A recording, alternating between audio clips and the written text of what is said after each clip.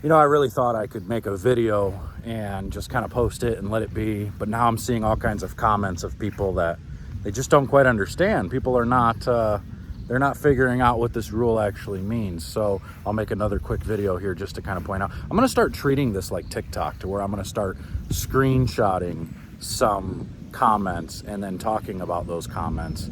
So that way I can just address those specific comments so people aren't confused. But some people are saying things like, you know, bowling balls have changed for many years.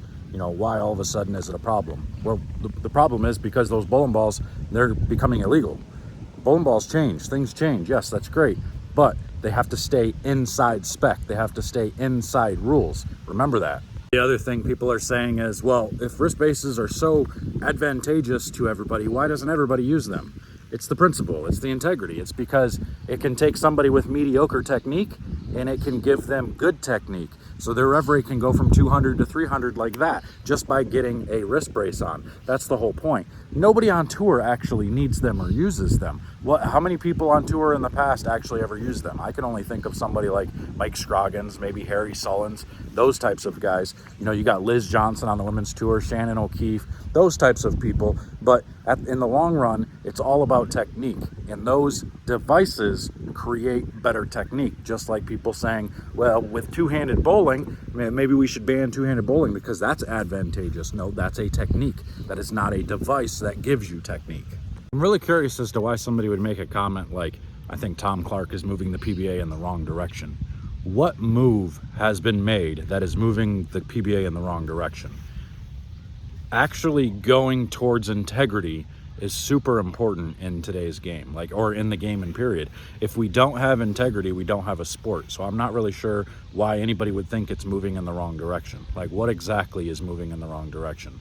Making sure bowling balls stay within spec, making sure they stay within the rules, changing patterns to stay within the rules, changing rules like about wrist braces to make it about the bowler and not a device or something, rather than, you know, making it to where, you know, whatever I don't even know what to say about that, but those things are all good changes.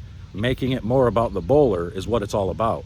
We don't want to make it to where, like, the game's already to a point where bowling balls are so much of how successful somebody can be. Like, if you don't have the right bowling ball in your hand, you are in a big disadvantage out on the lane. So yes, we have to make it more about the bowler and not so much about the equipment that's out there. There's a fine line. You got to make it a little bit about both, just to be safe.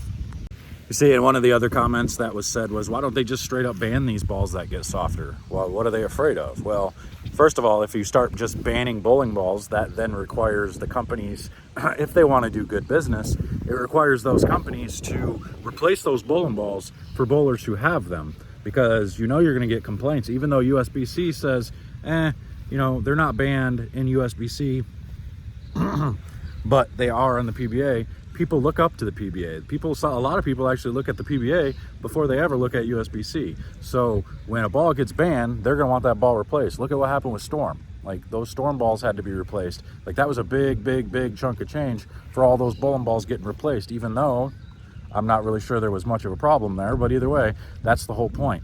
You want to change the rules to force manufacturers to introduce new technology that comes within spec, rather than making them take a ball completely out of line right away and just flat out banning it and removing it from so many people's hands. That's why this rule doesn't go into effect until January.